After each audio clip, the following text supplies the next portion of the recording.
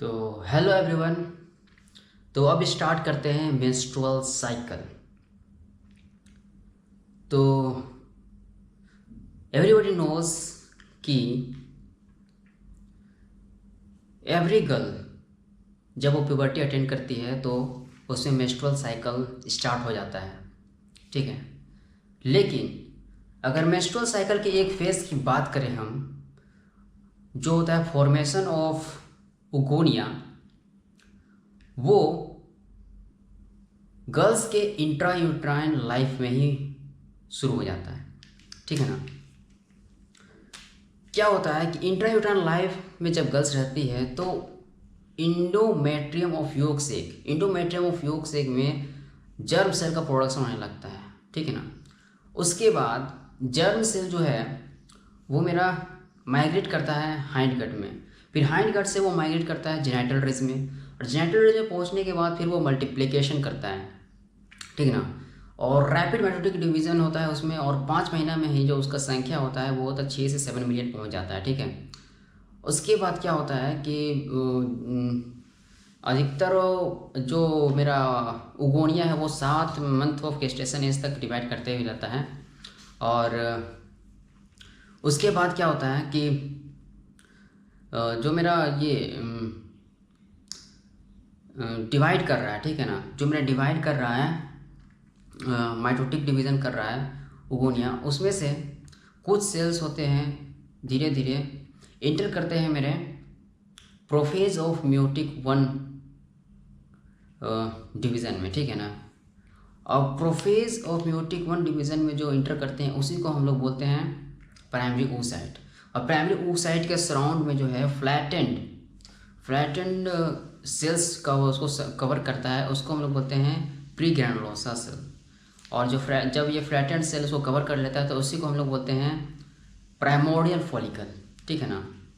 तो अब ये जो oocyte है प्राइमरी oocyte है, वो प्रोफेज के लेप्टोटीन जाइगोटीन पेकाइटिन स्टेज को पार करता है, लेकिन जब डिप्लोटीन स्टेज में आता है तो ये अरेस्ट हो जाता है, ओके। डिप्लोटीन स्टेज में अरेस्ट हो जाता है और यही स्टेज में, ठीक है ना, इसी स्टेज में ये किसी भी गर्ल के प्यूबर्टी तक स्टे करता है, ठीक है ना।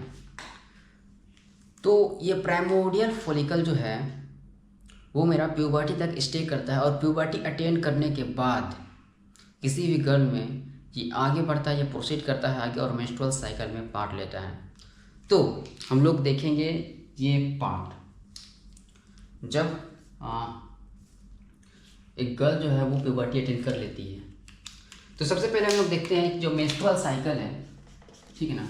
ये menstrual cycle mainly regulated by menstrual cycle mainly regulated by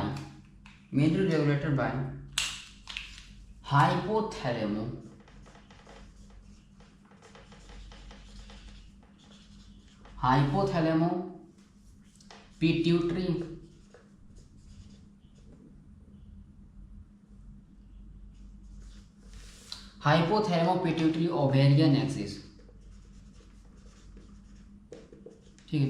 इसके सिंक्रोनाइज वे में जब काम होता है तब फिर मेरा मेंस्ट्रुअल साइकिल प्रॉपरली वर्क करता है, ठीक है ना। तो सबसे पहले जो मेंस्ट्रुअल साइकिल का शुरुआत होता है उसकी अगर हम बात करें तो वो शुरुआत होता है मेरा हाइपोथैलेमस से। कैसे देखते हैं,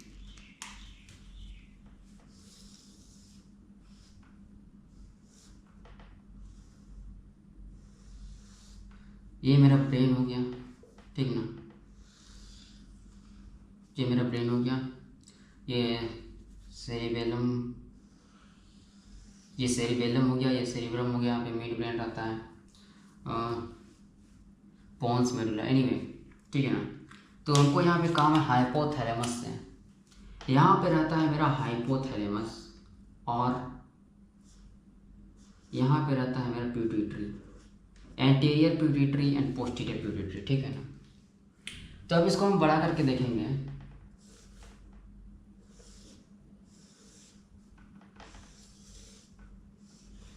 ठीक है ना,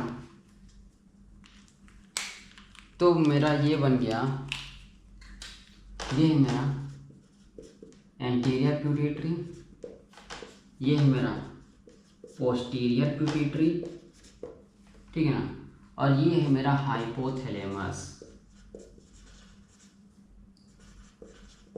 ओके, ये है मेरा हाइपोथैलेमस, ठीक है। तो हाइपोथैलेमस में एक स्ट्रक्चर रहता है आर्कुएट शेप में, और इसके अंदर मेरा रहता है न्यूक्लियर सेल्स, ठीक ना, न्यूक्लियर सेल्स रहता है। तो इसको हम लोग बोलते हैं arcuate nucleus,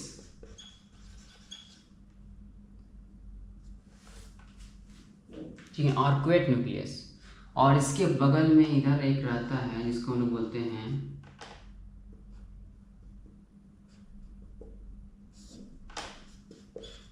pre optic nucleus, pre optic nucleus, ठीक है ना। तो मेनली जो ये आर्कुएट रहता है वो हेल्प करता है, तो कभी कभी मतलब कि कुछ अमाउंट में प्री ऑप्टिक न्यूक्लियस भी हेल्प करता है मेरा आर्कुएट न्यूक्लियस को फॉर द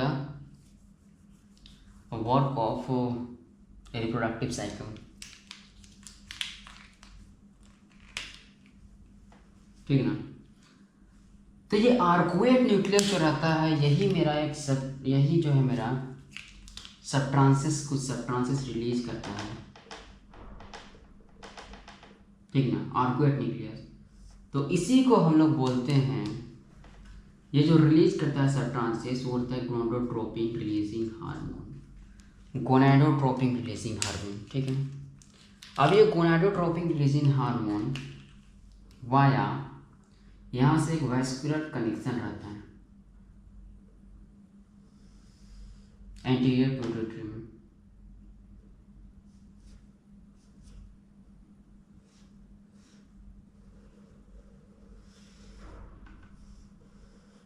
वैस्कुलर कनेक्शन रहता है। तो ये गोनाडोट्रोपिन रिलीजिंग हार्मोन जो है वो मेरा ये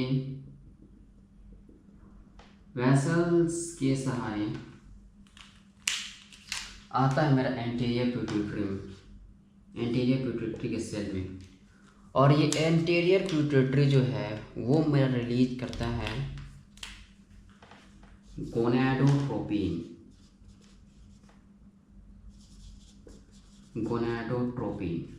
वो गोनाडोट्रोपिन क्या होता है, FSH एंड LH, ठीक है ना। ये मेरा रिलीज करता है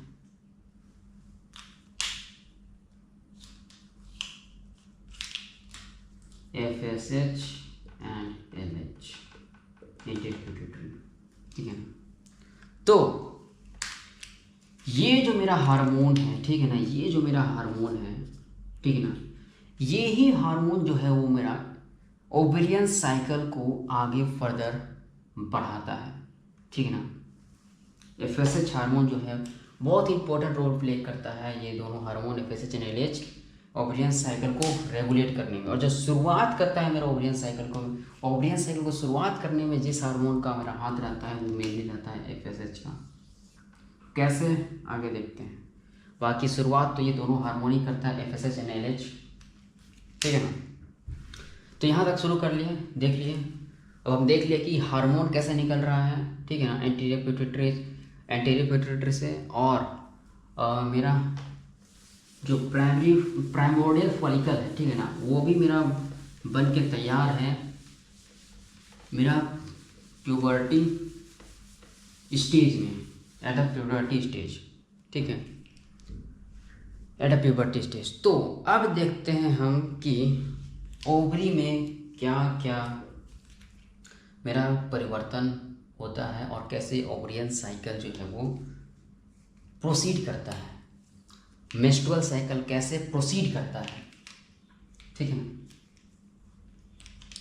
तो ये है मेरा प्राइमोर्डियल फॉलिकल्स।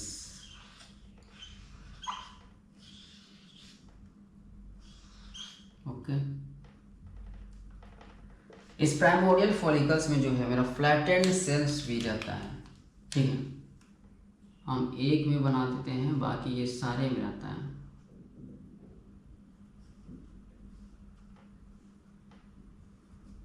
ये फ्लैटेंड सेल्स रहते हैं। ओके, ये सारे में रहते हैं। ठीक है ना, ओके, सारे में रहते हैं।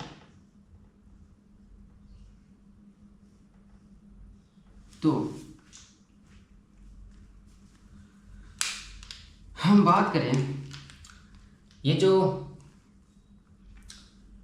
प्राइमोर्डियल फॉलिकल है ना, प्राइमोर्डियल फॉलिकल, ये है मेरा प्राइमोर्डियल फॉलिकल। ठीक है, तो माना जाता है कि it is presented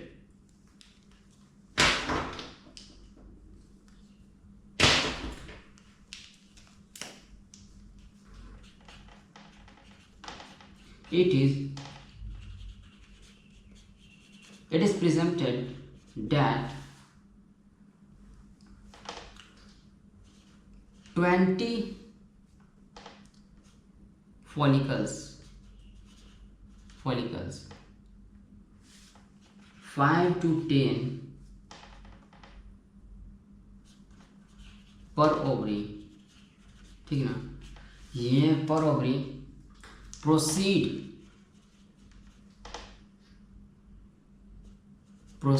to develop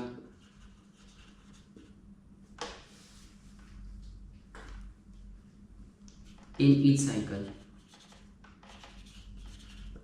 ठीक है ना, ऐसा माना जाता है कि 20 फॉलिकल्स 5 से 10 ओवरी, मतलब कि इन 5 से 10 पर ओवरी में वो प्रोसीड करता है मेरा मतलब कि एक मेंस्ट्रुअल साइकिल में। ठीक है ना, और ये जो इनिशियल स्टेज में बात करें,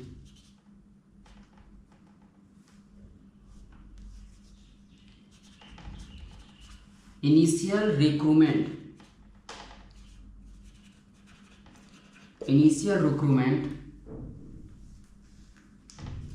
and growth of primordial follicle, initial recruitment and growth of primordial follicle are not under the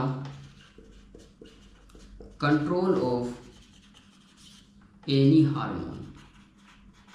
ठीक है ना, तो ये जो प्राइमोर्डियल फॉलिकल है जिसका सिलेक्शन हुआ है वो किसी भी हार्मोन के कंट्रोल में नहीं रहता है शुरुआत में। ठीक है ना, तो ये है मेरा प्राइमोर्डियल फॉलिकल। ये है मेरा प्राइमरी oocyte, और ये है मेरा फ्लैट प्री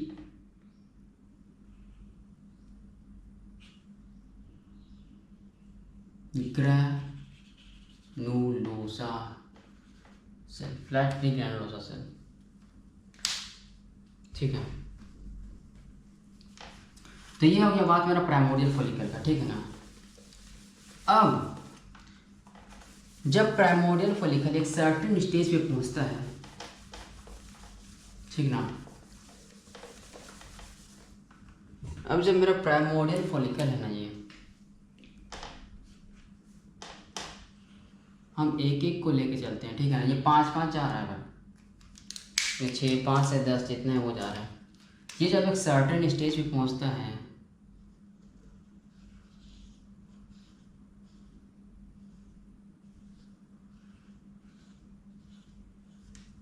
ठीक ना, ये प्राइमोर्डियल फॉलिकल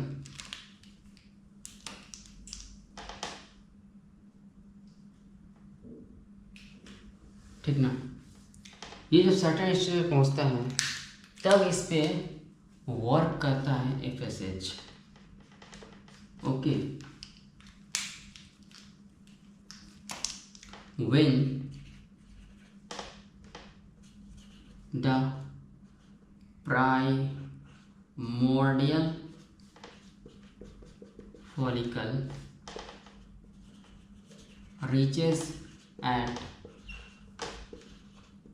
certain stage, ठीक है ना, जैसे कि 2 से 5 mm जब इसका साइज हो जाता है, ठीक है ना, then FSH work in follicles and rescue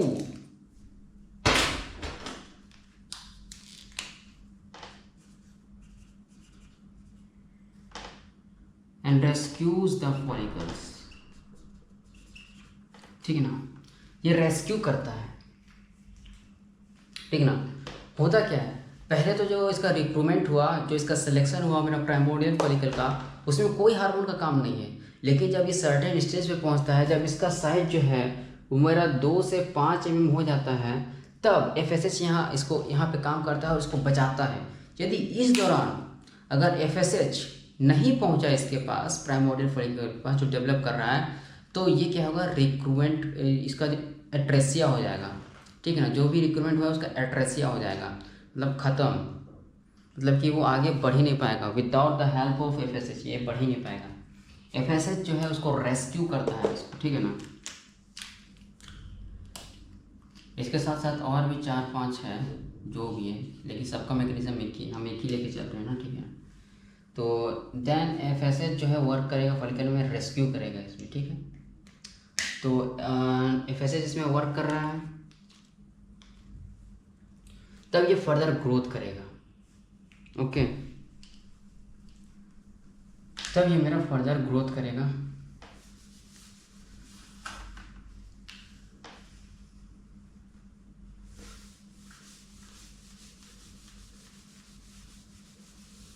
तो आगे देखते हैं, अब ये मेंस्ट्रुअल साइकिल के प्रोसेस में आगे बढ़ेगा, ठीक ना। ये क्या करेगा, मेंस्ट्रुअल साइकिल के प्रोसेस में आगे बढ़ेगा। ये भी मेरा प्राइमरी फॉलिकल ही है, ये भी मेरा प्राइमोर्डियल फॉलिकल है, प्राइमोर्डियल,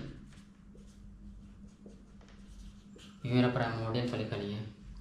अब इससे कारवा आगे बढ़ेगा, ठीक है। प्राइमरी फॉलिकल से ये बनेगा, सॉरी प्राइमोर्डियल फॉलिकल से ये बनेगा प्राइमरी फॉलिकल, ठीक ना। ये क्या बनेगा, प्राइमरी फॉलिकल।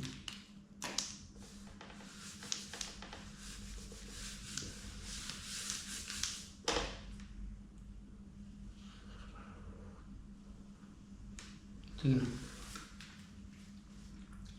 तो प्राइमरी फॉलिकल जब बनता है तो उसमें क्या क्या परिवर्तन आते हैं। इसमें मेरा एक लेयर बनता है जोना प्लेसोरा,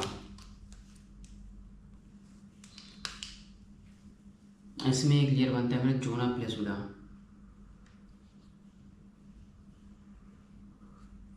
जो कि एक मेरा ग्लाइकोपेप्टाइड लेयर होता है, जो कि ग्लाइकोपेप्टाइड लेयर जो है ये वो साइट ही मेरा रिलीज करता है और एक लेयर बनाता है जोना प्लेसोरा, ठीक है। और जो ये सिंगल लेयर्ड फ्लैटेंड सेल था मेरा,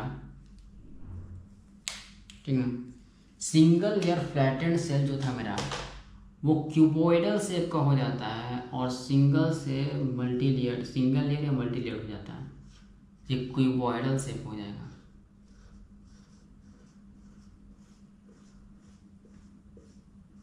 ओके, ये बन जाएगा मेरा granulosa cell. Flattened pre granulosa cell से ये मेरा बन जाएगा ग्रैनुलोसा सेल, ओके। और इसी स्टेज में जो होता है मेरा थीका लेयर भी बनना शुरू हो जाता है, ठीक ना। थीका लेयर भी मेरा बनना शुरू हो जाता है।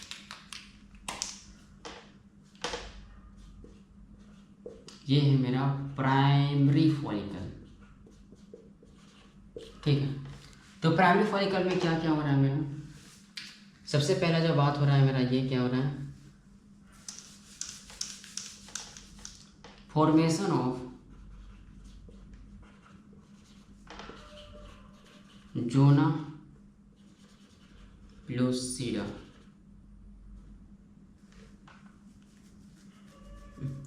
फॉर्मेशन ऑफ जोना प्लेसूडा होता है, ठीक ना, जो कि एक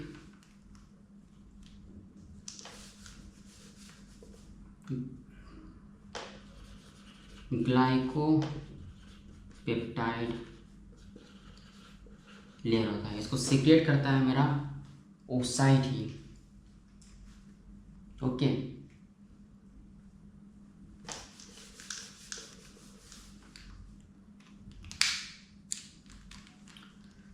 और उसके बाद क्या होता है यहाँ पे,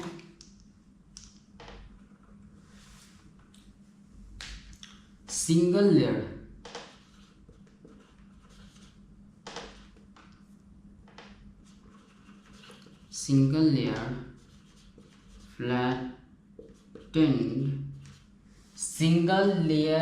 फ्लैटेंड जो प्री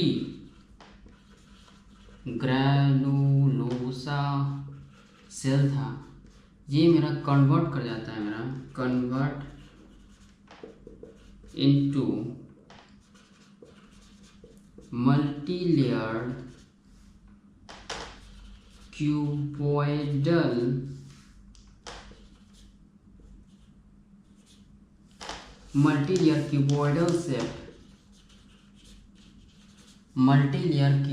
सेप्ट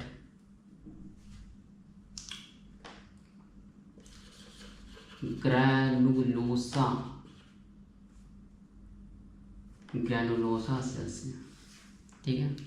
दूसरा इसमें ये परिवर्तन आता है। तीसरा जो इसमें बात होता है वो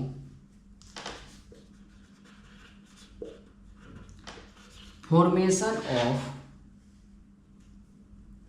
थीका लेयर का भी शुरुआत है, beginning of formation of theca layer. अच्छा, formation of theca layer beginning हो जाता है,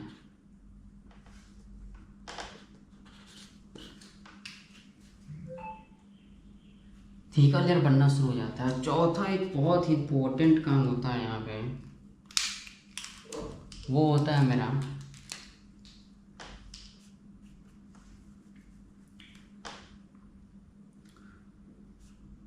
follicular stimulating hormone receptor.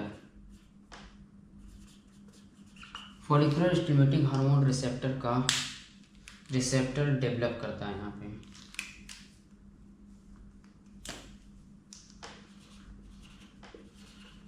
develops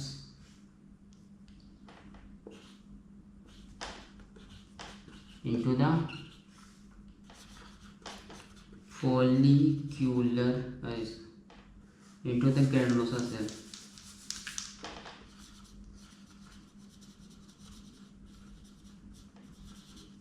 ठीक है ना।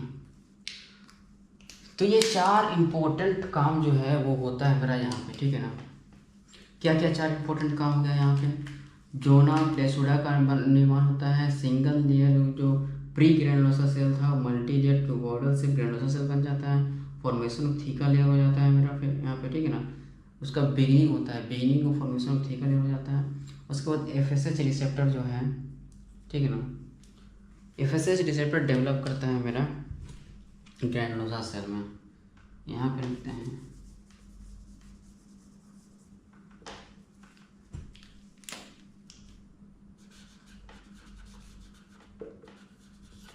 Beginning of formation of theca layer, ठीक है। तो ये चार काम होता है मेरा प्राइमरी फॉलिकल में, ठीक है। अब ये होता है, उसके बाद मेरा कारवां आगे बढ़ेगा और अगला स्टेज जो आएगा मेरा प्राइमरी फॉलिकल से सेकेंडरी फॉलिकल की ओर, ठीक है ना। तो प्राइमरी फॉलिकल से मेरा आगे बढ़ेगा और आगे बढ़ेगा मेरा सेकेंडरी फॉलिकल की ओर। तो सेकेंडरी फॉलिकल में क्या होगा, सेकेंडरी फॉलिकल में मेरा रहेगा ये प्राइमरी ओसाइट, प्राइमरी ओसाइट के बाद रहेगा मेरा जोना प्लेसुडा जोना प्लेसुडा लेयर के बाद रहेगा मेरा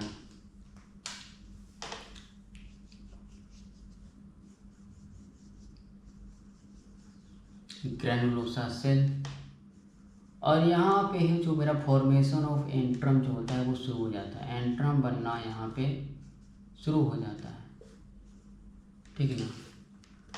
और सबसे खास बात जो होता है मेरा सेकेंडरी फॉलिकल में,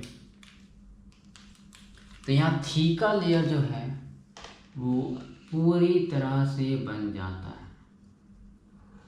और दो लेयर होता है थीका लेयर का, theca externa and theca interna layer, okay. तो ये है मेरा सेकेंडरी फॉलिकल।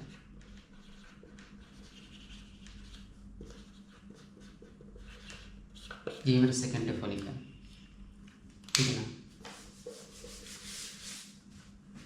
तो सेकेंडरी फॉलिकल में मेरा क्या क्या होता है, बहुत कुछ होता है सेकेंडरी फॉलिकल में। यहाँ पे सेकेंडरी फॉलिकल में मेरा हो रहा है फॉर्मेशन ऑफ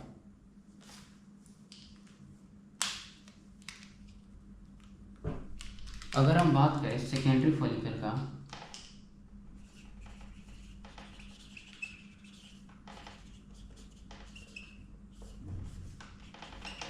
सेकेंडरी फॉलिकल में क्या क्या परिवर्तन आ रहा है। सबसे पहले जो आ रहा है मेरा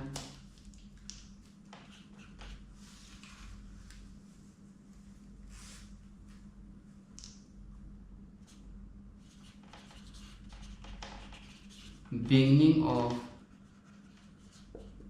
फॉर्मेशन ऑफ एंट्रम। दूसरा यहाँ पे सबसे मेन काम जो होता है मेरा LH रिसेप्टर,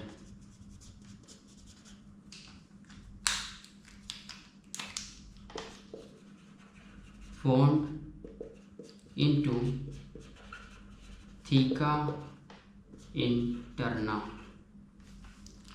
थीका इंटरना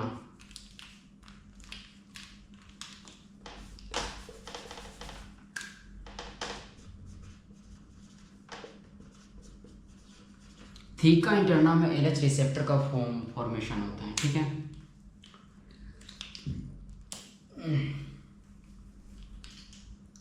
और फॉर्मेशन होना है मतलब कि यहाँ पे जाने ना प्रूफ करना कि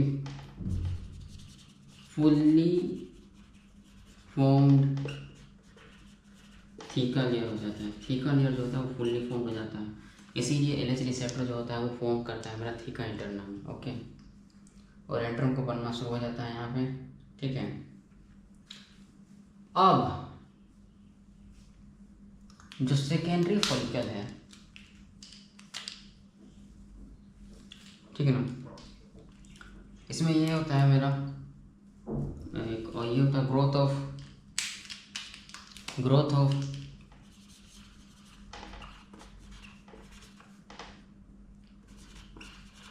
ग्रैनुलोसा, ग्रैनुलोसा सेल का ग्रोथ तो होगा ही मेरा, ठीक है ना।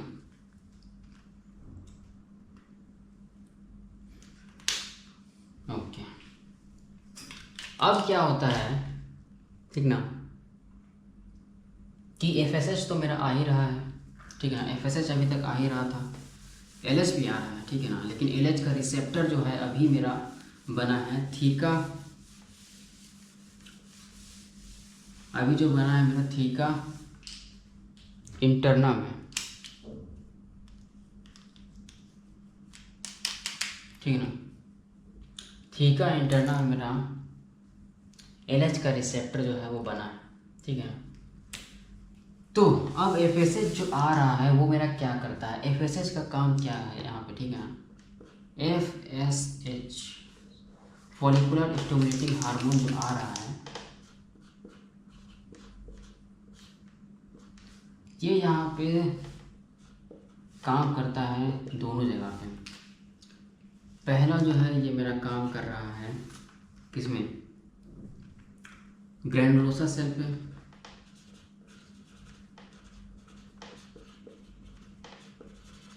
ग्रैनुलोसा सेल पे काम करेगा, और दूसरा काम करेगा मेरा थीका इंटरना पे,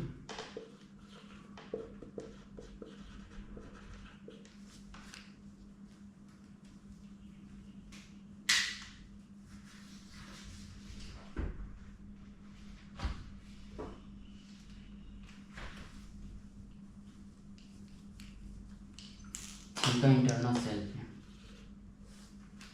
ठीक है। तो अब काम कैसे करता है वो देखते हैं। ग्रैनुलोसा सेल में एफएसएच आता है और एक्टिवेट करता है मेरा एरोमेटेज एंजाइम को, activate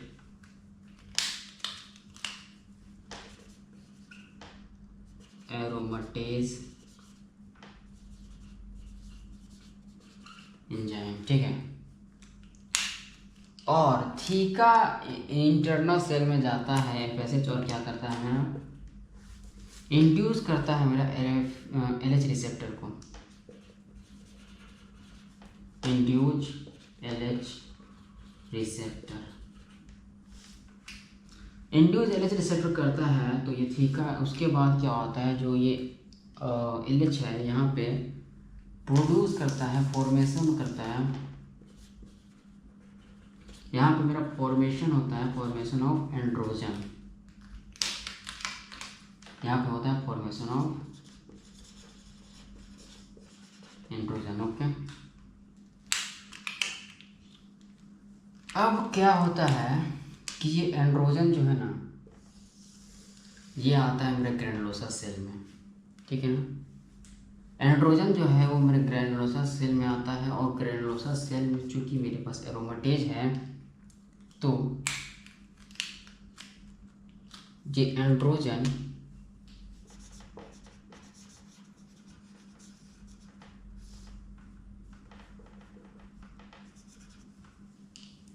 in the presence of aromatase enzyme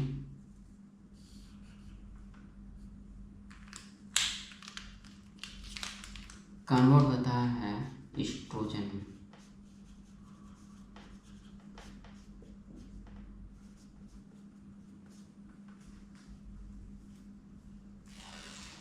ठीक है। ये होता है एस्ट्रोजन।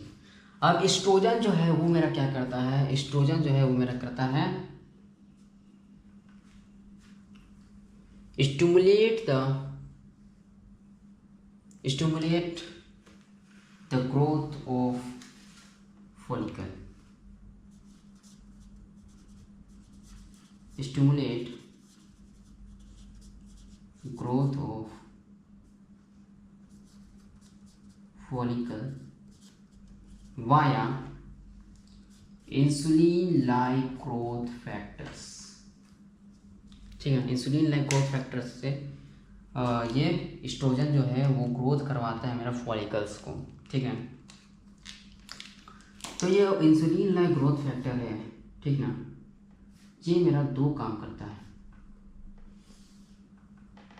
पहला क्या करता है, पहला ये करता है प्रोलिफरेशन ऑफ ग्रैनुलोसा सेल, और दूसरा जो मेरा काम करवाता है, ठीक ना, जो दूसरा जो मेरा काम करवाता है वो कराता है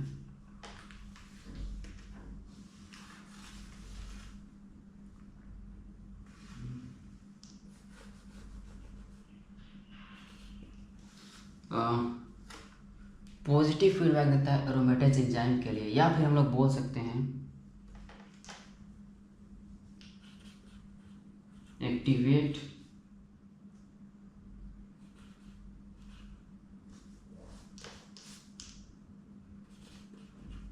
एरोमेटेज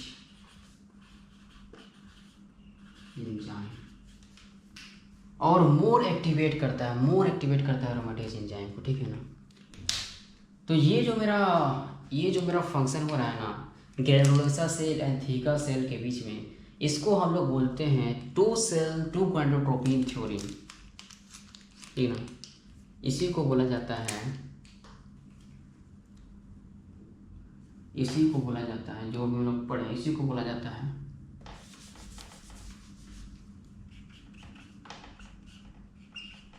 to cell two gonadotropic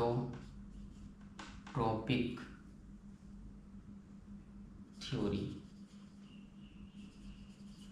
to cell two gonadotropic theory बोला जाता है इसी को, ठीक है ना।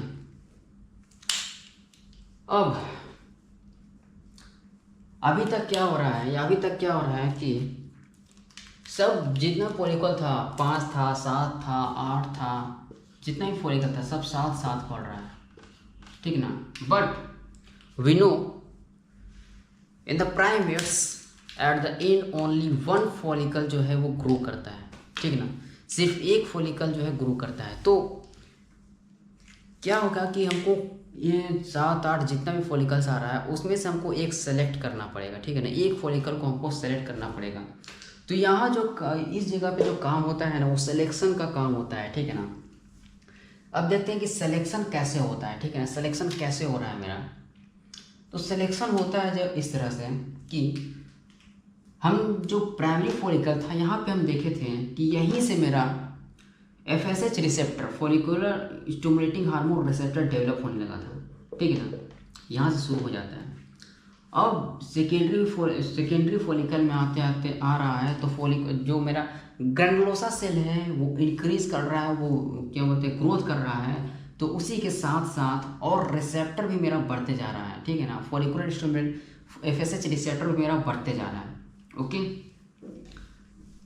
तो अब क्या हो रहा है कि जैसे जैसे मेरा एस्ट्रोजन रिलीज हो रहा है, ठीक है ना, और एक जो ये ग्रैनुलोसा सेल है एक और चीज़ रिलीज करता है, ठीक है। जो ग्रैनुलोसा सेल है मेरा वो एक और चीज़ रिलीज करता है, वो रिलीज करता है इनहिबिन बी, ठीक ना, released by granulosa cell. Inhibin B जो है वो ग्रैनुलोसा सेल से रिलीज होता है। तो इनहिबिन बी और एस्ट्रोजन, ठीक ना, ये दोनों जो है वो क्या करते हैं, FSH के लिए नेगेटिव फीडबैक देते हैं, ठीक है ना। मतलब कि इनहिबिन बी एंड एस्ट्रोजन जो है वो मेरा FSH के रिलीज को रोक देते हैं, ठीक है ना। तो अब हो क्या रहा है, देखिए अब हो क्या रहा है कि मेरा एस्ट्रोजन और इनहिबिन बी जो FSH को रोक दे रहा है, लेकिन फॉलिकल्स के ग्रोथ के लिए FSH इंपॉर्टेंट है। वो अलग बात है कि इधर अभी आगे बढ़ेंगे तो एस्ट्रोजन मेरा है वो आगे ग्रो कराएगा फर्दर, लेकिन एट सर्टेन स्टेज तक जब तक फॉलिकल खुद का एक सिस्टम नहीं बना लेता है ग्रो करने का, तब तक FSH ही है जो कि फॉलिकल्स को मेरा ग्रो करा रहा था। यदि FSH नहीं रहेगा तो फॉलिकल डाई कर जाएगा।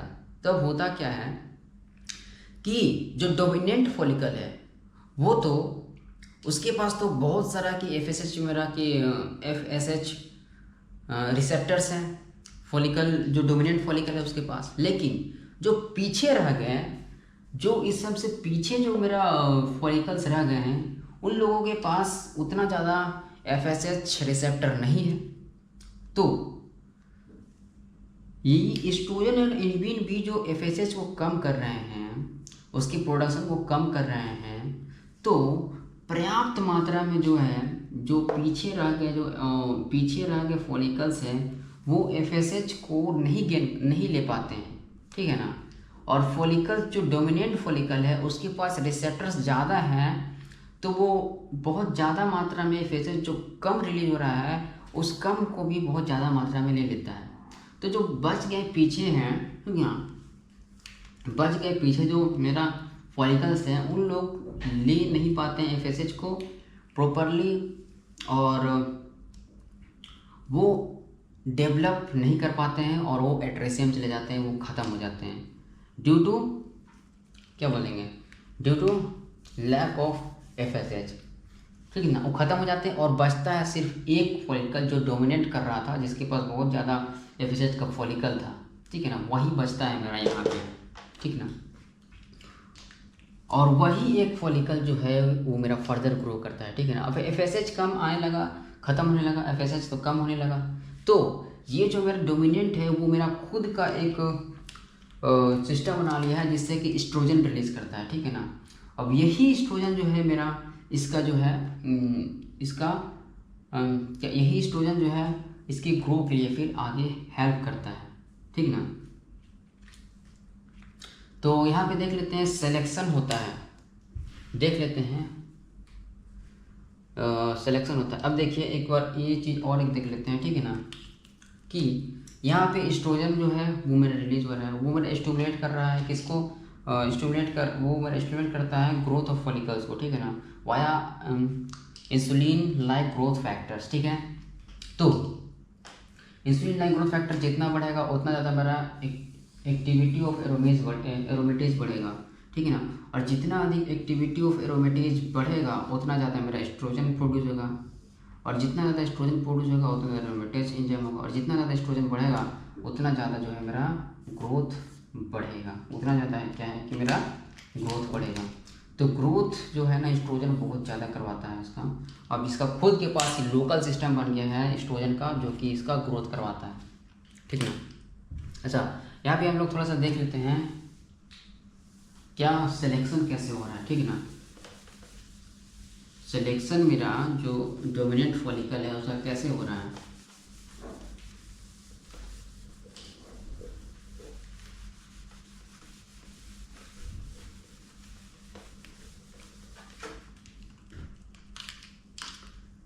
अगर हम देखें सिलेक्शन के लिए तो होता क्या है,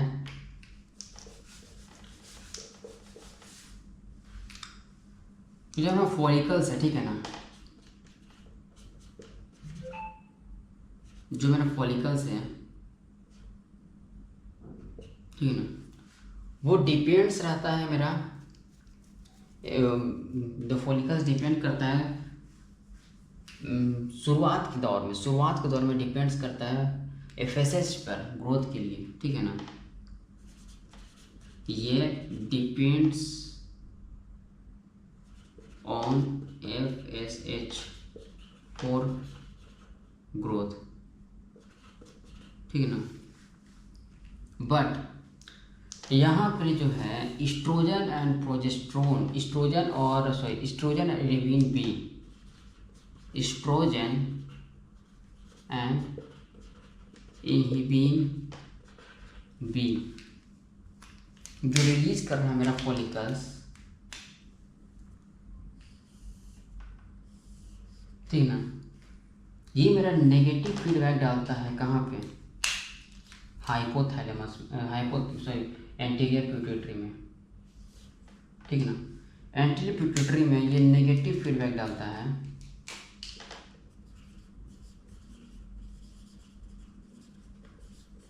फॉर एफएसएच, ठीक है ना।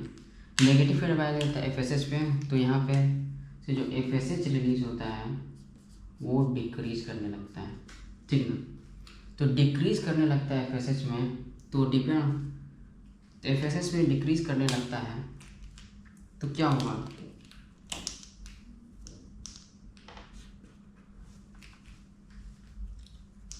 दो तरह का जो फॉलिकल्स है, दो तरह का फॉलिकल्स हो जाएंगे। Follicles which have less amount, the follicles which have less amount of FSH receptor, ठीक ना, जो less amount of FSH receptor है वो क्या करेगा, डाई कर जाएगा, ठीक। और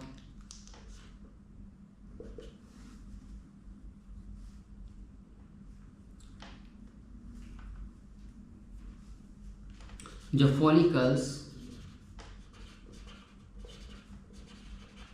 which have more amount of FSH receptor वो क्या करेगा, ग्रो करेगा और वो कहलाएगा डोमिनेंट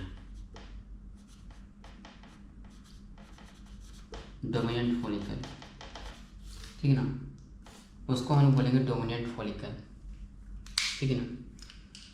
तो इस तरह से मेरा सिलेक्शन होता है, जो डोमिनेंट फॉलिकल रहता है वो मेरा बच जाता है, उसका सिलेक्शन हो जाता है, ठीक है ना।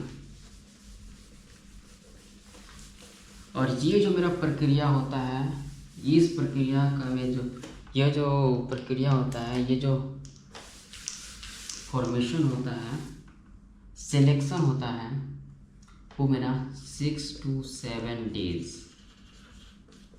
6 to 7 डेज में जो होता है सिलेक्शन होता है। 6 to 7 डेज लग जाता है मेरा सिलेक्शन होते होते, ठीक है ना। अब मेरा एस्ट्रोजन रिलीज हो रहा है, ठीक है ना। ये जो मेरा यहाँ पे एस्ट्रोजन रिलीज हो रहा है अब सेकेंडरी फॉलिकल में, ठीक ना। एस्ट्रोजन जो मेरा रिलीज हो रहा है, ये मेरा दो काम करेगा, ठीक है ना। पहला जो काम करेगा, जो सबसे मुख्य काम है मेरा फॉलिकल्स के लिए, वो क्या करेगा, ग्रोथ ऑफ फॉलिकल्स कराएगा, ठीक है ना। और दूसरा जो काम है मेरा, दूसरा जो मेरा काम है वो क्या काम कराएगा, दूसरा जो मेरा काम है वो प्रोलिफरेशन ऑफ एंडोमेट्रियम कराता है एस्ट्रोजन, ठीक ना।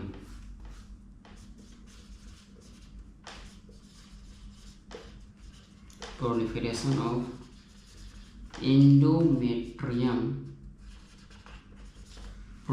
ऑफ एंडोमेट्रियम ऑफ यूट्रस,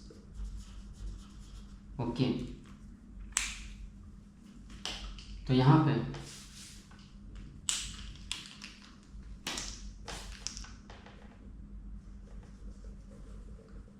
भी हम देखिए,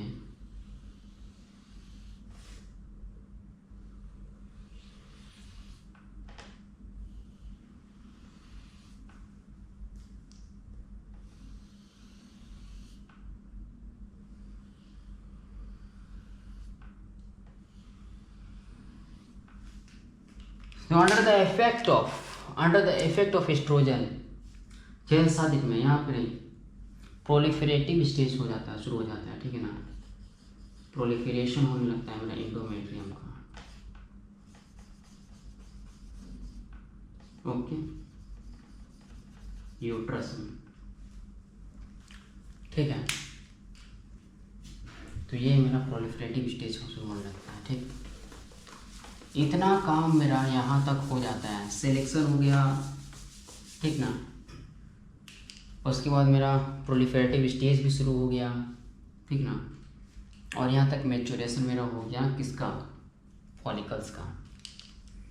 अब यहाँ से सेलेक्टेड फॉलिकल्स ही आगे बढ़ते हैं, जो डोमिनेंट फॉलिकल था वो आगे बढ़ता है, उसका ग्रोथ होता है, ठीक ना। ग्रोथ होने में उसका 6-7 दिन तक लगभग ग्रोथ होते रहता है, और सेकेंडरी फॉलिकल से वो बन जाता है मेरा ग्राफियन फॉलिकल्स।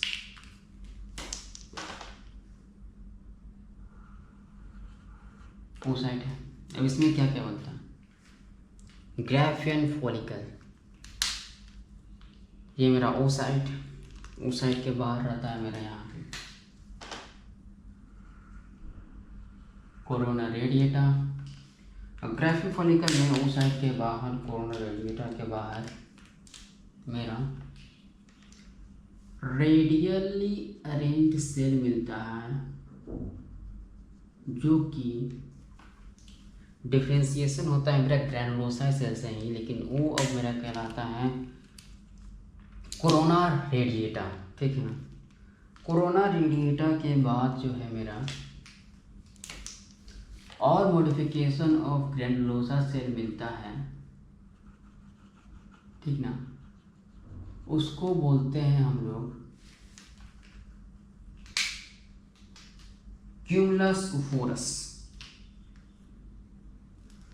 ओफोरस या फिर डिस्कस प्रोजिनस, ठीक है। और उसके बाहर में फिर हम लोगों को मिलता है ग्रैनुलोसा सेल, ठीक ना। और यहाँ पे जो है वो फुल्ली मैच्योर एंट्रम मिलता है अपने को, ठीक। और सबसे लास्ट में मेरा रहता है, अच्छा यहाँ पे एक और लेयर रहता है मेरा मेम्ब्रेन, इसको बोलते हैं ग्रैनुलोसा मेम्ब्रेन ग्रैनुलोसा, इसको बोलेंगे मेम्ब्रेन ग्रैनुलोसा रहता है, और फिर उसके बाहर मेरा रहेगा theca externa and theca interna.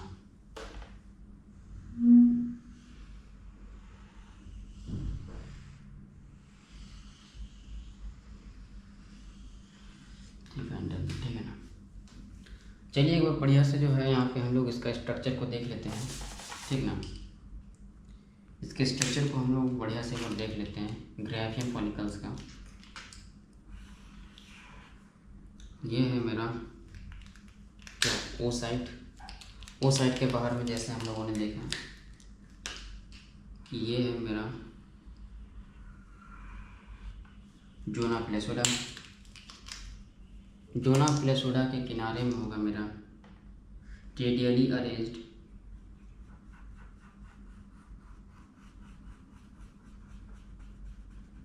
क्या रहेगा, radially arranged corona radiata. Corona radiator के बाहर रहेगा मेरा सेल जिसको हम लोग बोलेंगे क्यूमुलस ओफोरस, और उसके बाहर में रहता है मेरा ग्रैनुलोसा सेल का लेयर।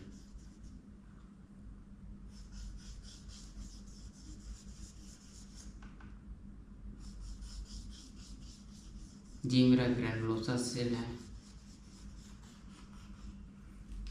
और इसमें एंट्रम जो है वो फुल्ली बंचा रहता है, ठीक है ना।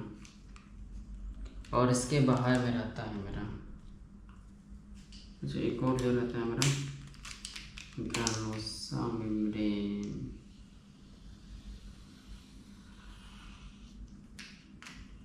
उसके बाद रहता है मेरा थीका थीका इंटरना, फिर मेरा रहेगा थीका एक्सटर्ना, ठीक। तो इसका नाम देख लेते हैं हम लोग, ये क्या है, थीका एक्सटर्ना, थीका इंटरना। ये है मेरा क्या,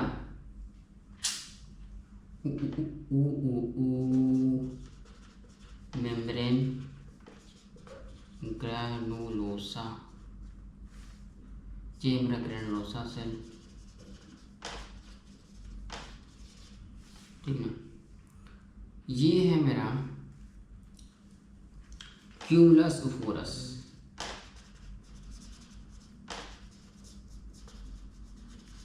क्यूमुलस ओफोरस, क्यूमुलस ओफोरस। उसके बाद ये है मेरा कोरोना रेडिएटा।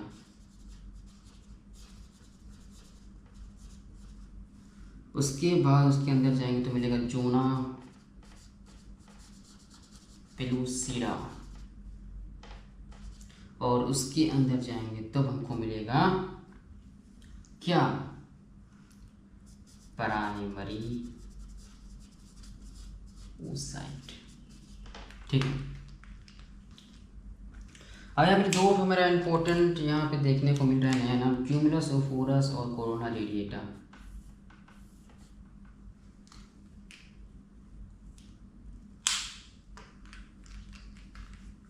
तो क्यूमुलस ओफोरस और कोरोना रेडिएटा जो है ना,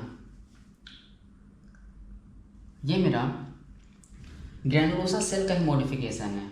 जो सबसे मतलब जोना प्लेसोडा के सामने में जो ग्रैनुलोसा सेल रहता है ना, वो रेडियली अरेंज होके खुद को कोरोना रेडिएटा बदल जाता है, और कोरोना रेडिएटा के बाहर में जो रहता है ना ग्रैनुलोसा सेल, वो क्यूमुलस ओफोरस बदल जाता है। जो क्यूमुलस ओफोरस जो रहता है वो इम्पोर्टेंट काम करता है, ये हेल्प करता है मेरा क्या, क्यूमुलस ओफोरस क्या करता है मेरा, help to anchor,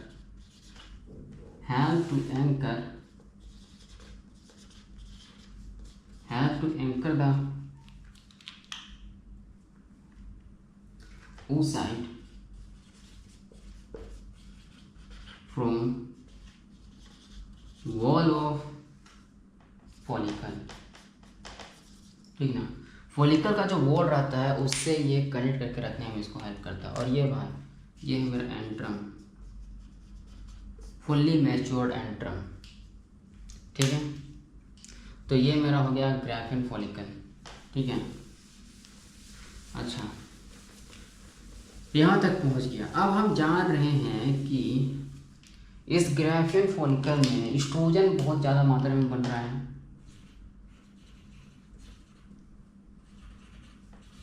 graphene follicle में एस्ट्रोजन जो है वो बहुत ज़्यादा मात्रा में बन रहा है, क्योंकि इसका ग्रोथ ही वही करा रहा था। और अभी जो मैकेनिज्म देखे हैं कि मेरा कैसे जो है एरोमेटेज एंजाइम, एरोमेटेज की एक्टिविटीज़ बढ़ रहा है और एस्ट्रोजन बढ़ रहा है, एस्ट्रोजन जैसे बढ़ रहा है वैसे एरोमेटेज एक्टिविटी और बढ़ रहा है, उससे और एस्ट्रोजन का मात्रा और बढ़ रहा है। तो उसका जो ग्रोथ जो है वो इसके ग्रोथ के लिए प्रॉपरली एस्ट्रोजन की मात्रा इंक्रीज़ कर रही है, ठीक है ना। तो अब क्या होता है, जब फुल्ली मैच्योर हो गया ग्राफिन फॉलिकल, ठीक है ना, जब फुल्ली मैच्योर हो गया तो अब एस्ट्रोजन जो है, एस्ट्रोजन का काम आता है यहाँ पे कि एस्ट्रोजन जो है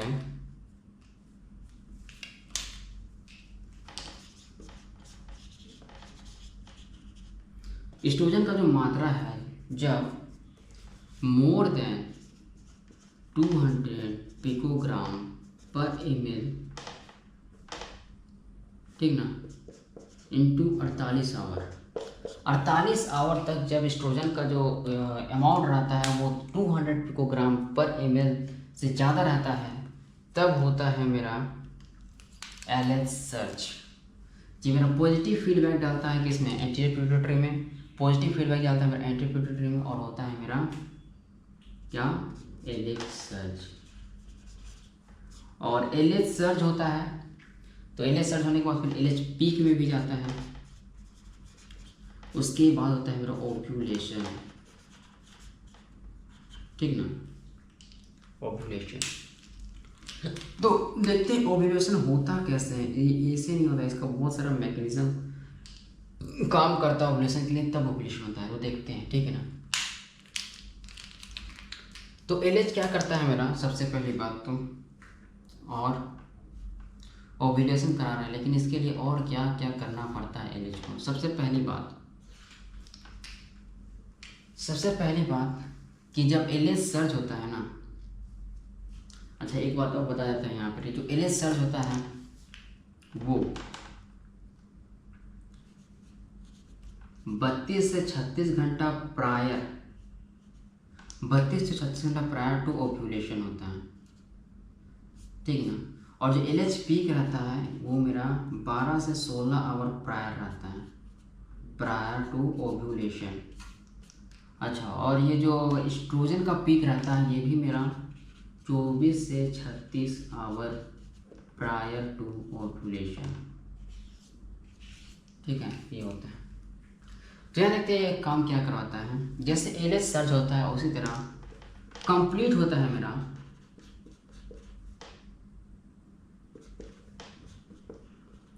फर्स्ट म्यूटिक डिवीजन, ठीक है ना। जैसे मेरा LH सर्च होता है उसी तरह फर्स्ट म्यूटिक डिवीजन कंप्लीट होता है और मेरा बनता है क्या, सेकेंडरी oocyte।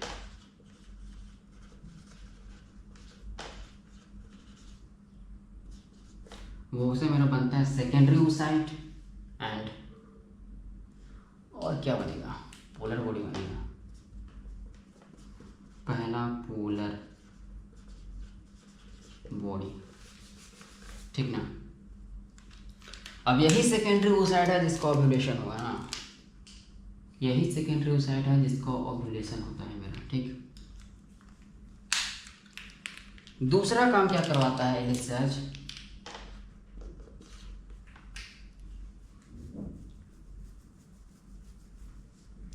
इट इंड्यूस कराता है inflammation like reaction, small inflammation like reaction with release of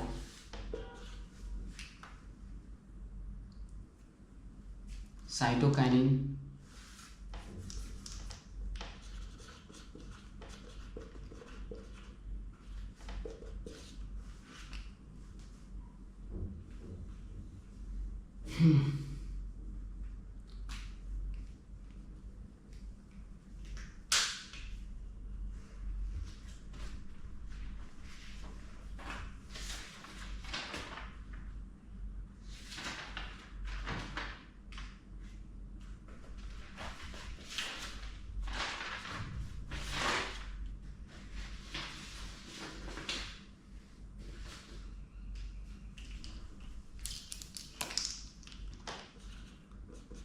कोलैजिनेज,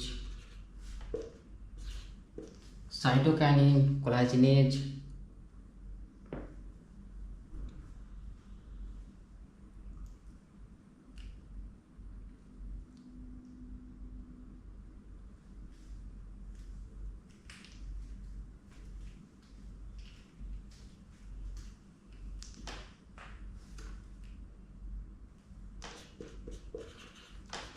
plasminogen activator और प्लाज्मिन, ठीक ना। ये क्या करता है, ये सब क्या करते हैं, ultimately all this ultimately rupture of follicle कराते हैं, rupture,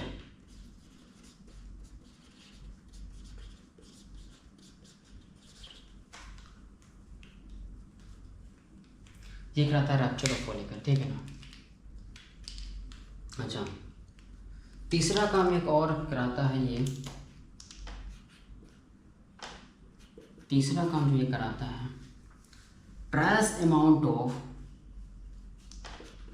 17 alpha hydroxy 17 alpha hydroxy progesterone, 17 alpha hydroxy progesterone release कराता है फ्रोम, कहाँ से, फ्रोम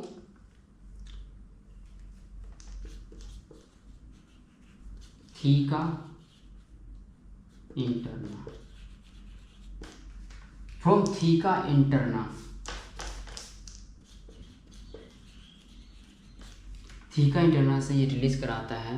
और ये क्या करता है मेरा, ठीक ना, ये मेरा क्या करता है,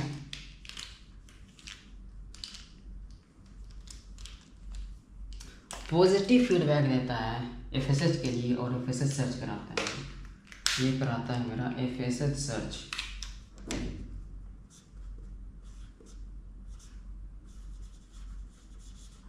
एफएसएच सर्च कराता है। और एफएसएच सर्च कराएगा तो वो क्या करेगा, plasminogen activator increase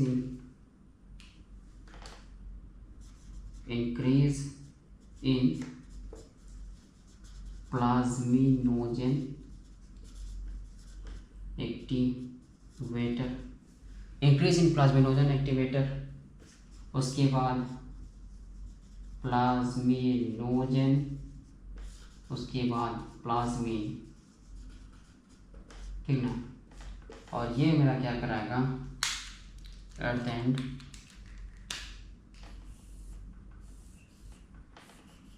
rupture of follicle, ठीक है,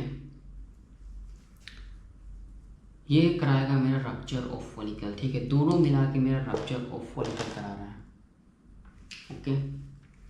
अच्छा, इसका एक और काम है, ठीक है ना, एलएच जो रहता है वो एक और काम कराता है, देखते हैं।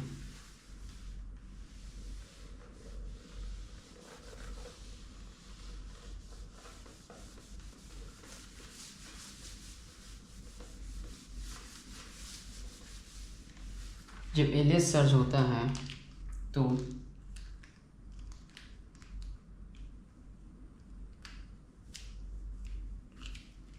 चौथा काम जो इसका रहता है, ठीक है ना, चौथा काम जो है इसका वो कराता है मेरा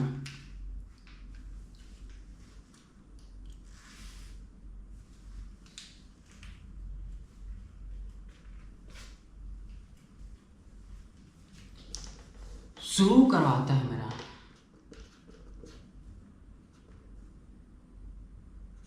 initiation of formation of initiation of utilization initiation of utilization initiation of utilization of granulosa cell। अब यूटिलाइजेशन कराएंगे तो ये क्या कराएगा, रिलीज करता है मेरा प्रोजेस्टेरोन ट्रेस अमाउंट में, ठीक है ना। अब ट्रेस अमाउंट में ये क्या करता है, पॉजिटिव फीडबैक फॉर, ये क्या करता है, positive feedback for FSH and LH, इसको इंक्रीज कराता है, ठीक है ना। उसके बाद जाके जो है मेरा ओव्यूलेशन होता है, ठीक है ना। अच्छा, एक और काम कराता है कौन, LH, ये क्या कराता है मेरा,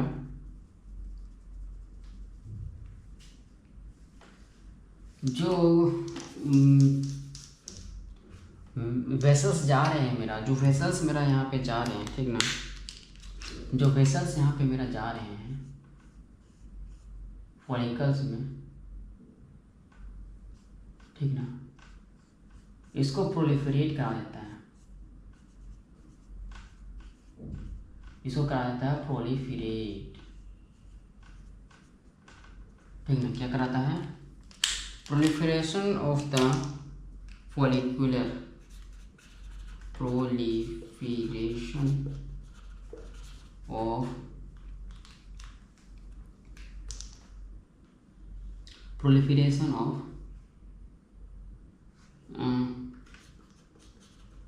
follicle vessels, ठीक ना। तो ये देखिए, एक बार इसको रिवाइज कर लेते हैं कि कैसे कैसे मेरा अभी तक हम लोग देखें कैसे कैसे ये वर्क कर रहा है। तो यहाँ पे हम लोग देख लेते हैं कि LH क्या क्या काम करवाता है, LH सेल से क्या क्या काम होता है, ठीक है ना।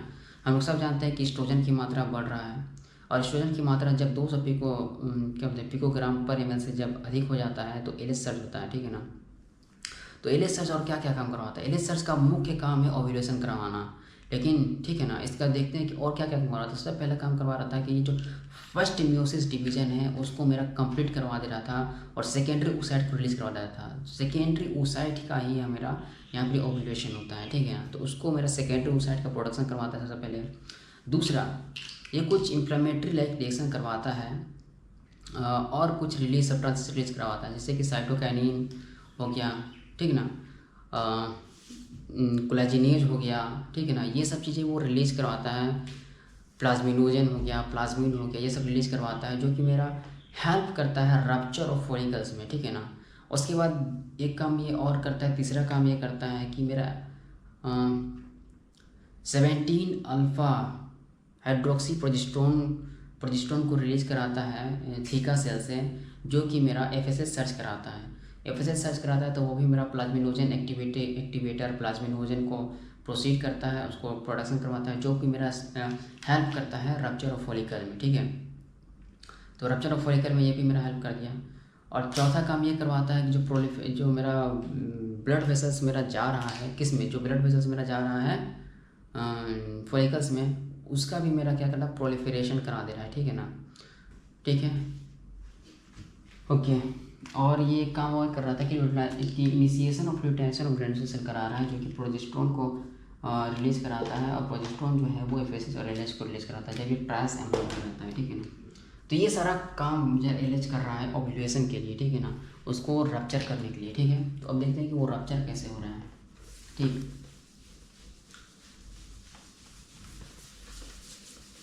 देखते हैं कि ये रप्चर कैसे हो रहा है।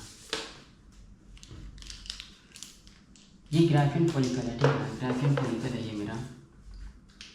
तो यहाँ पे सारा काम वो जो है ना, प्लाज्मिनोजन वगैरह, प्लाज्मिनोजन साइटोकाइनिन सब यहाँ मेरा हेल्प कर रहा है, ठीक।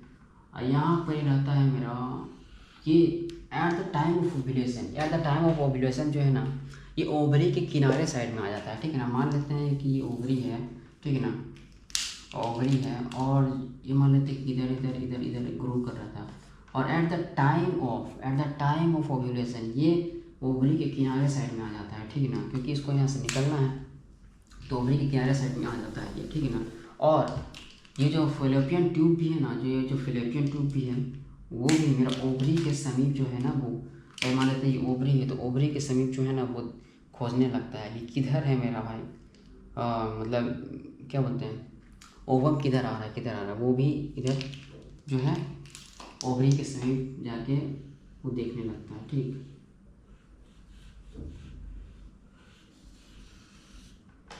मान लीजिए इधर ओवरी है तो ओवरी के समीप ये भी अपना काम करने लगता है, ठीक ना। ओके, तो अब क्या होता है, कि ये जो है इसको समीप आता है तो ये जो है ना ओवरी के वॉल के समीप आ जाता है, ओवरी के वॉल के समीप आएगा इधर, ठीक ना। तो ये जो एरिया है इसको प्रेस करेगा, ओवरी को प्रेस करेगा, ठीक ना। ये जो एरिया है मेरा फॉलिकल का, वो मेरा ओवरी को प्रेस करेगा। तो यहाँ पे जो है ना मेरा वेसल्स जो है वो डेवलप नहीं करता है, ठीक है ना, वेसल्स जो है यहाँ पे डेवलप नहीं करता है कि ये तो प्रेस कर रहा है ये, ठीक है ना।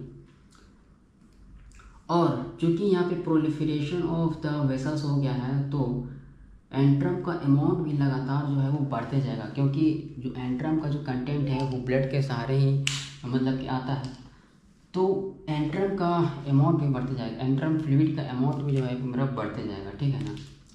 तो ये सारा मैकेनिज़्म जो है वो इसको प्रेस करता है, ठीक है ना, यहाँ पे इसको प्रेस कर रहा है, जितना भी मेरा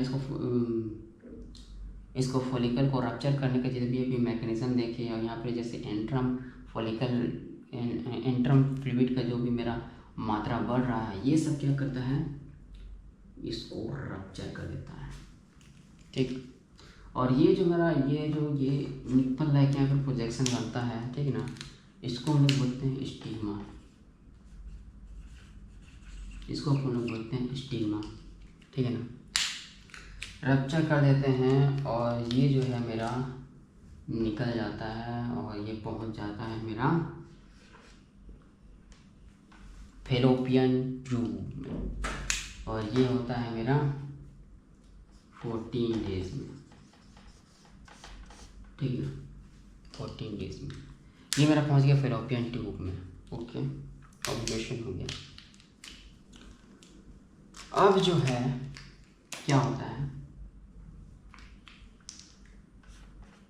निकल गया, अब ये मेरा कन्वर्ट हो जाता है किसमें,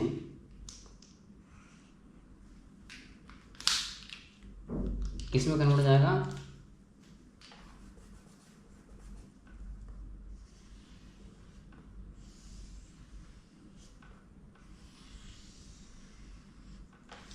ये कन्वर्ट हो जाता है मेरा कॉर्पस लूटियम में, ठीक ना। ये मेरा कन्वर्ट हो जाता है कॉर्पस लूटियम में।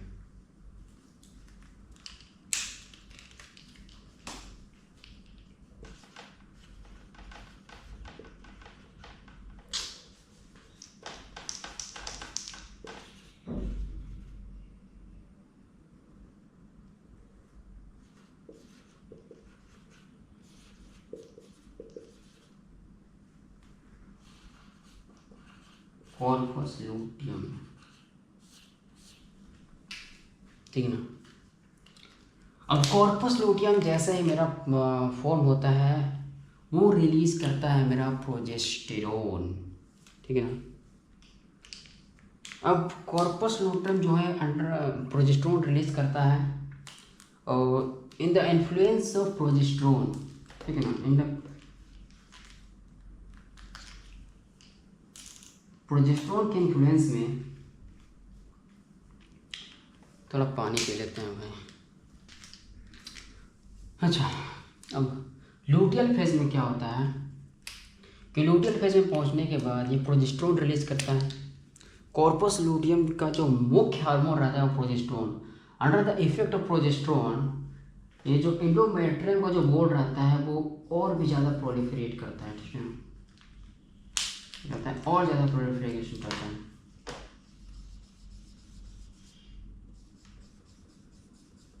और ज़्यादा प्रोलिफरेशन करता है, ठीक है ना। और ये क्या करता है, under the influence of progesterone, जो यहाँ का मेरा वेस्कुलर सप्लाई था, ठीक ना, जो ब्लड वेसल्स था वो क्वाइल्ड हो जाता है, ठीक है ना, under the influence of progesterone. और जो इसका ग्लैंड्स था वो भी टॉर्चुअस हो जाता है, ठीक ना। तो अंडर द इफेक्ट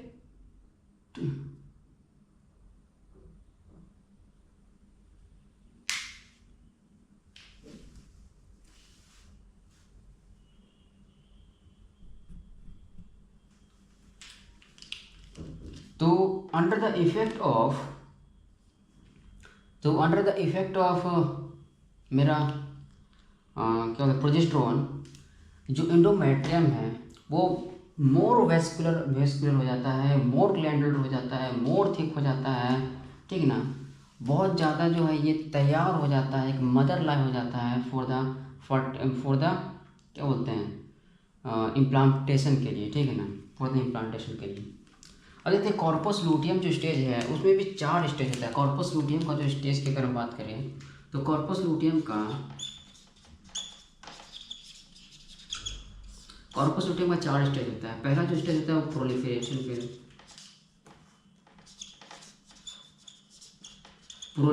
स्टेज होता है। प्रोलिफरेटिव स्टेज में क्या होता है कि जिसमें जो सेल्स जो रहता है वो हाइपरट्रॉफी करता है, सेल्स का हाइपरट्रॉफी हो जाता है, सेल्स का मेरा हाइपरट्रॉफी हो जाता है, ठीक है ना। इसमें जो है क्या बोलते हैं, कॉर्पस लूटियम का जो कलर होता है वो होता है मेरा ग्रेइश येलो हो जाता है, ठीक है ना,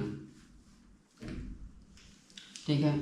प्रोलिफरेट करता है। प्रोलिफरेशन के बाद जो स्टेज आता है कॉर्पस लूटियम में वो आता है मेरा वेस्क्यूलराइजेशन स्टेज आता है। वेस्क्यूलराइजेशन में क्या होता है, जो मेरा वेसल्स रहता है वो ग्रो करता है, vessels grow toward the vessels in the follicular cell, ठीक, वेसल्स जो होते हैं वो ग्रो करता है टूवर्ड्स ल्यूमेन, ओके। तीसरा स्टेज रहता है वो मैच्योरेशन स्टेज रहता है।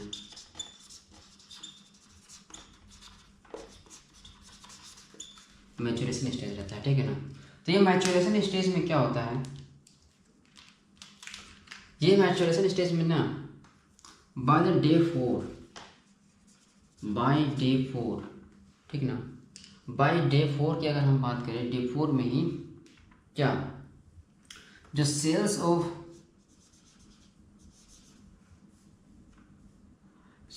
कॉर्पस लूटियम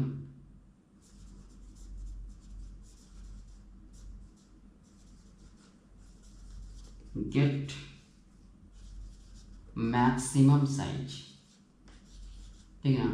कॉर्पस लूटियम के जो सेल का साइज रहता है ना वो 4 दिन में मैक्सिमम हो जाता है, ठीक। और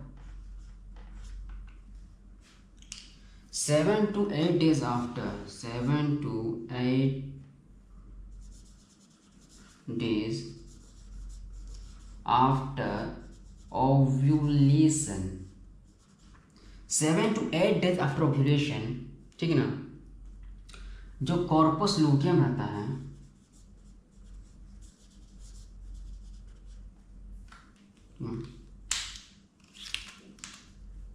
रिलीज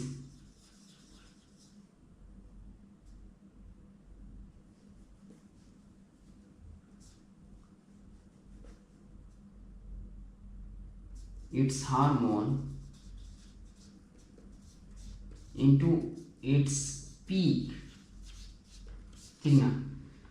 इसके अपने पीक में मतलब 7 से 8 दिन बाद, अगर हम बात करें तो 22 से 23 डे में, समझे ना, 22 से 23 डे में जो कॉर्पस लूटियम होता है ना वो अपने पीक में जो है ना हार्मोन को रिलीज करता है, ठीक ना।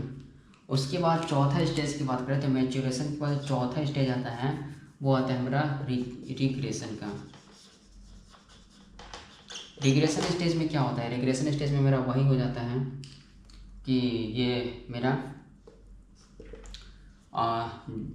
रिग्रेशन करने लगता है 20 to 23 डेज आफ्टर, ये करने लगता है रिग्रेशन,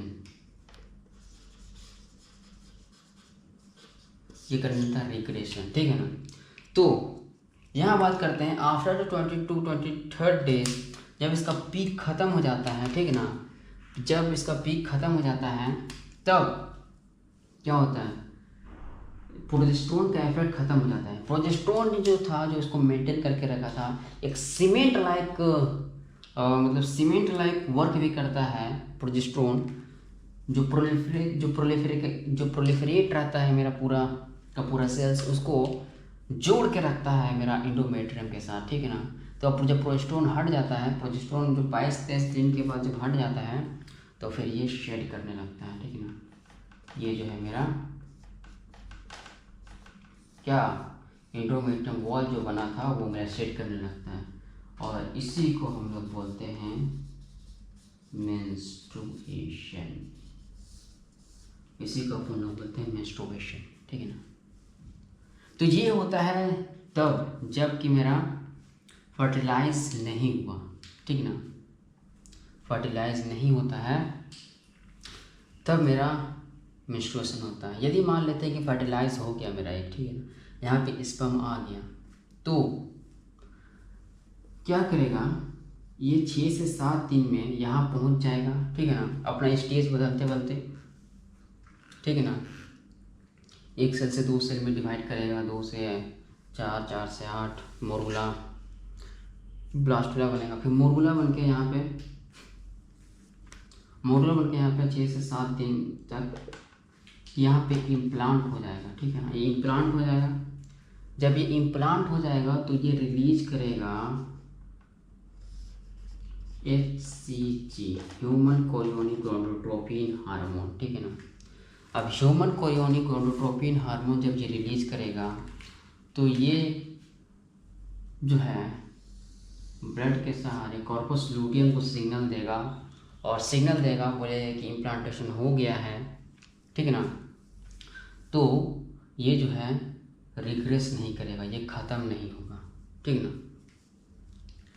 ये कॉर्पस लूटियम रिग्रेशन के बाद जो है वो बन जाता है कॉर्पस एल्बिकन्स, कॉर्पस एल्बिकन्स, ठीक है ना।